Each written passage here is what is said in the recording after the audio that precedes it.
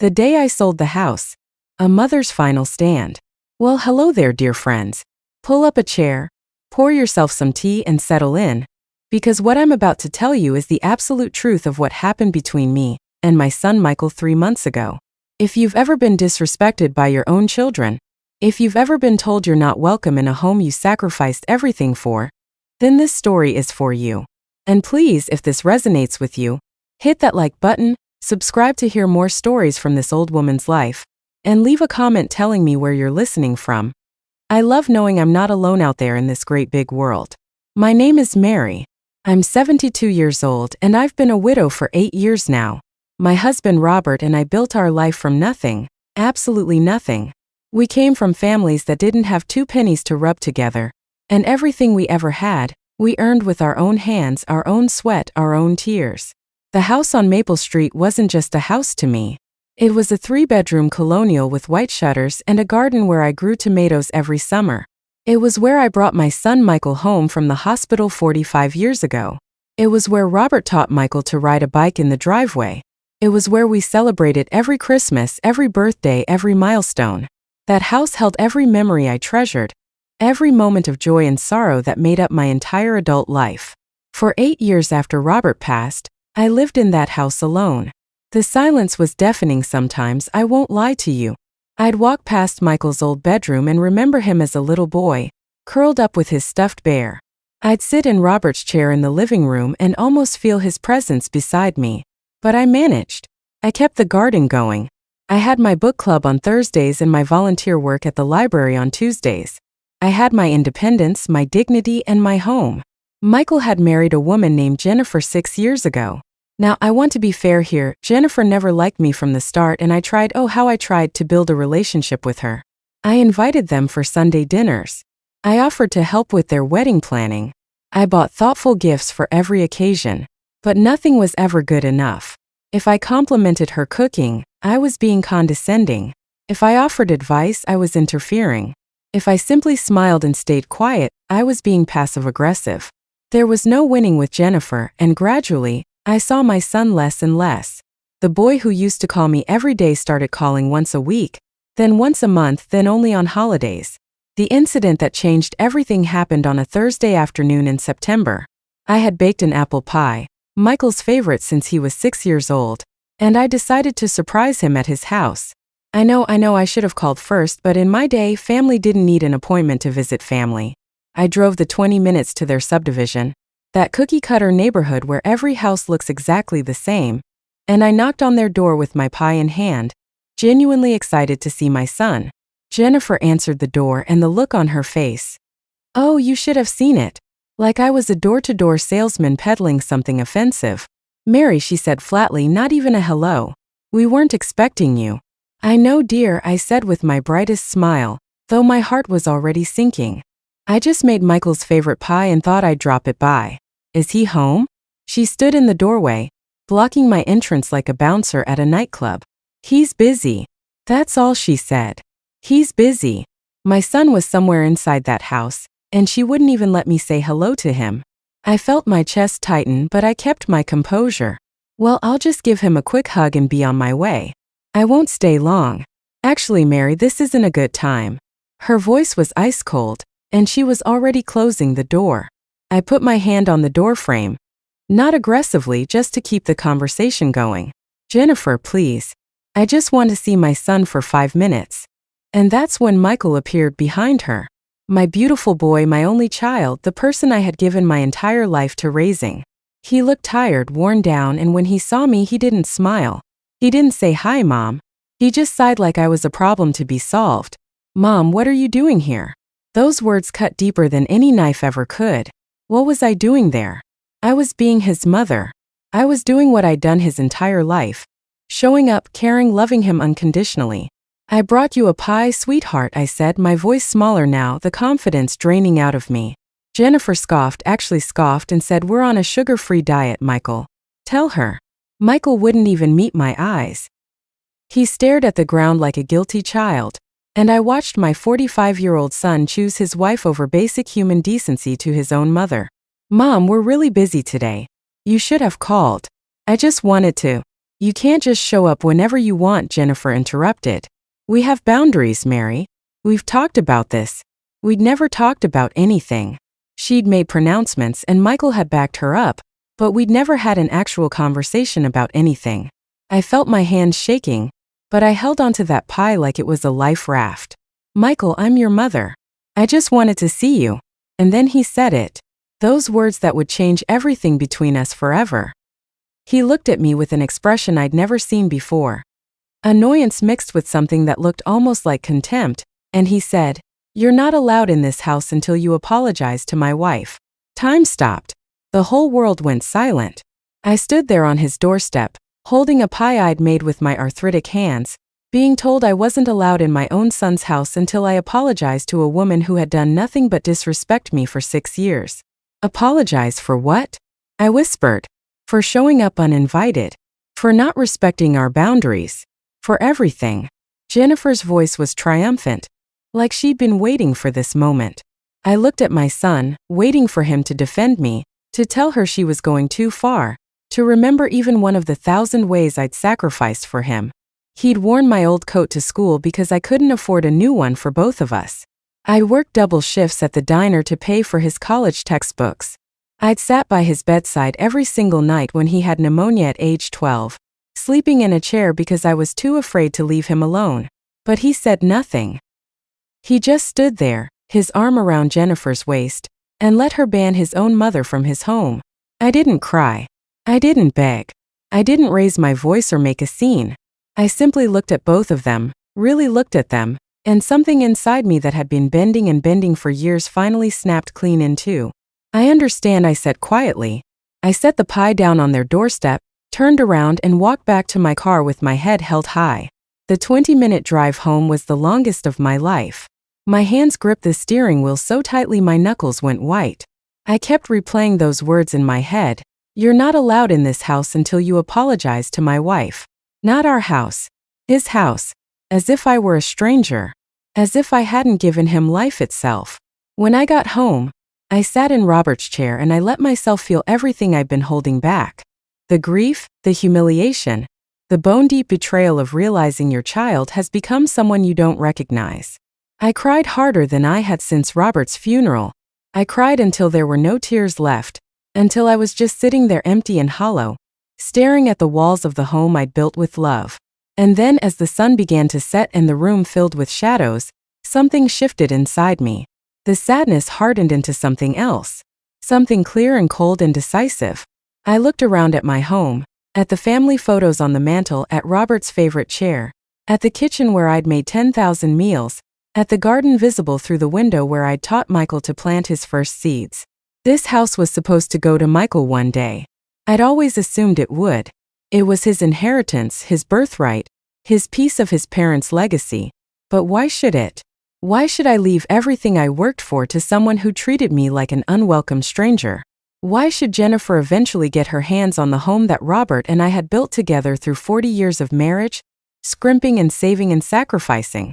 I walked to my bedroom, pulled out the folder where I kept all my important documents, and I found the deed to the house.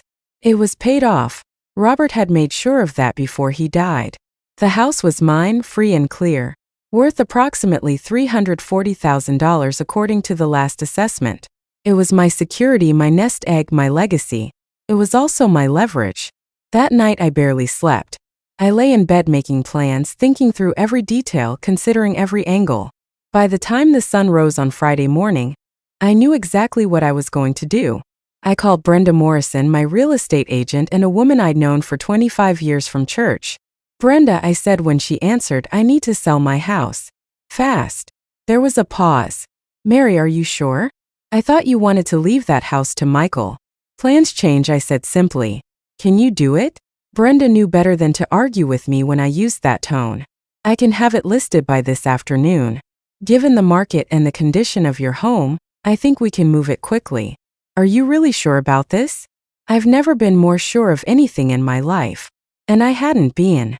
For the first time since Robert died, I felt completely certain about something. This wasn't revenge, not really. This was self-respect. This was me finally understanding that I didn't owe anyone access to my life, my home, or my resources if they couldn't be bothered to treat me with basic human dignity. Brenda listed the house at 2 p.m. that Friday afternoon. By 6 p.m. we had 3 offers. By Saturday morning we had 7. The housing market was insane, and my well-maintained home in a desirable neighborhood was exactly what people were looking for. I accepted an all-cash offer on Saturday afternoon for $355,000, $15,000 over asking price. The buyers were a young couple with a baby on the way, and they reminded me so much of Robert and me when we were starting out. They fell in love with the house immediately, and they promised to take care of it. The closing was set for 3 weeks later. For 3 weeks I packed up my entire life. 43 years of memories went into boxes. I sorted through everything, keeping only what mattered most. Robert's wedding ring, our photo albums, Michael's baby blanket. I almost threw it away, but I couldn't quite bring myself to do it. I donated most of the furniture. I sold some pieces. I was methodical, efficient, and calm. Michael called once during those 3 weeks. Jennifer must have allowed it. He asked if I was ready to apologize. I told him I had nothing to apologize for and hung up. He didn't call back. The closing happened on a Tuesday. I signed the papers, accepted the check, and handed over the keys to that sweet young couple. They had no idea they were buying more than a house. They were buying my freedom, my dignity, my declaration of independence. I'd already found a beautiful 2-bedroom condo in a retirement community 40 minutes away. It had a small balcony for container gardening, a community center with activities, and people my own age who actually wanted my company. I'd put down cash for it and still had over $200,000 left to invest for my future. I was financially secure for the rest of my life. But I hadn't told Michael any of this. On Wednesday morning, I sent him a text message. Just one line. The house on Maple Street has been sold. The new owners take possession today. My phone rang within 30 seconds. What do you mean sold? Michael's voice was panicked, high-pitched. Mom, what are you talking about? Exactly what I said. I sold the house. You can't do that. That's my inheritance. That's our family home. Our family home. Interesting how it became our house the moment it was gone. It was my house, Michael. Mine and your father's. And I decided what to do with it. But where are you going to live? Mom, this is crazy. You're being irrational. I took a deep breath and said very calmly, I'm moving to a condo. I'm perfectly fine. I'm financially secure. And I made this decision because you taught me an important lesson last week. What lesson? He sounded like he was crying now. You taught me that I'm not welcome in your life unless I bend to your wife's will. You taught me that my presence is conditional, that my love isn't valued, that I'm nothing more than an inconvenience to be managed. So I decided to manage my own life instead. Mom, please, can we talk about this? You didn't want to talk when I was standing on your doorstep with a pie I made for you. You wanted me to leave. So I did. I left the house and then I left that entire life behind. Jennifer was yelling something in the background. I couldn't make out the words, but the tone was clear. She was furious. That house was worth hundreds of thousands of dollars. Michael shouted. Yes, it was. And now those hundreds of thousands of dollars are mine to do with as I please. I'm thinking of taking a cruise actually. Maybe several cruises. I've always wanted to see Alaska. You're doing this to punish me. No, sweetheart. I'm doing this to save myself. There's a difference. I hung up before he could respond. He tried calling back 17 times that day. I didn't answer. Jennifer sent me text messages calling me selfish, manipulative, and several names I won't repeat. I blocked her number. That evening I sat on the balcony of my new condo, watching the sunset and sipping a glass of wine. My phone was silent. My conscience was clear. And for the first time in 8 years, maybe for the first time in 45 years, I felt completely free. Now here's what I want you to understand, dear friends. This wasn't about the money. This wasn't about revenge. This was about recognizing my own worth. For decades, I had defined myself by my roles: wife, mother, caregiver. I had sacrificed and compromised and bent myself into uncomfortable shapes to make everyone else comfortable. And when my son told me I wasn't allowed in his house, he was really telling me that my place in his life was conditional, negotiable, subject to his wife's approval. And I decided right then and there that I was worth more than that. The house was a symbol. It represented everything Robert and I had built together, yes. But it also represented a future I'd imagined, one where Michael would eventually inherit it, where maybe grandchildren would play in that yard the way he once did, where our family legacy would continue. But Michael had made it clear that I wasn't really part of his family anymore. I was an outsider who needed permission to enter, who needed to apologize for the crime of being a mother who loved her son. So I took that symbol and I transformed it.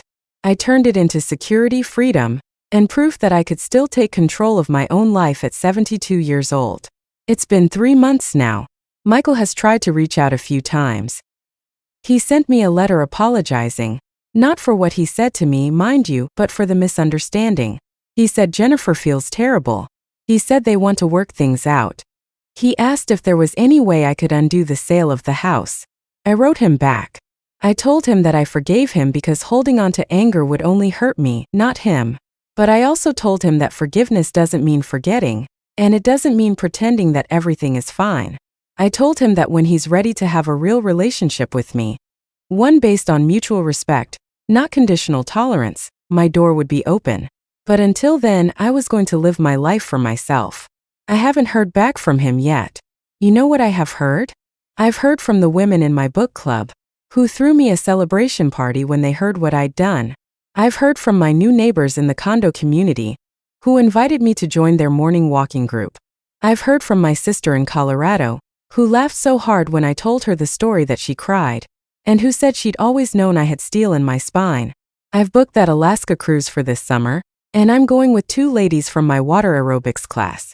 We're going to see glaciers and whales and the northern lights, and we're going to do it without asking anyone's permission. I sleep better now than I have in years. I wake up excited about my days instead of dreading the loneliness. I've started painting again, something I gave up when Michael was born because I didn't have time. I've joined a volunteer program where I read to children at the local elementary school. And those kids don't care that I'm old or that my son doesn't call. They just care that I show up every week and read them stories with all the funny voices. Do I miss the house? Sometimes. I miss Robert there. I miss young Michael there. But I don't miss who I was becoming in that house. A woman waiting for scraps of attention from a son who had stopped seeing her as a person. Do I regret selling it? Not for one single second. So here's what I want to tell anyone listening who might be in a similar situation. You are not required to set yourself on fire to keep anyone warm, not even your children. Love should not require you to shrink yourself, to apologize for your existence, to beg for basic respect. And when someone shows you who they are, when they tell you that you're not welcome unless you meet their conditions, believe them. Your worth is not determined by how much you sacrifice. Your value is not proven by how much you tolerate. And your legacy, the real legacy that matters, isn't about what you leave behind in property or money. It's about how you lived, what you stood for, and whether you honored yourself even when others wouldn't. I am 72 years old.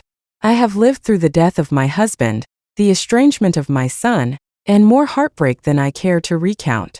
But I am still here. I am still standing. And I am finally living for myself. That house on Maple Street? It was just wood and brick and shingles. The real home has always been right here. In my own heart, in my own strength, in my own unshakable knowledge that I deserve better. And you know what? So do you.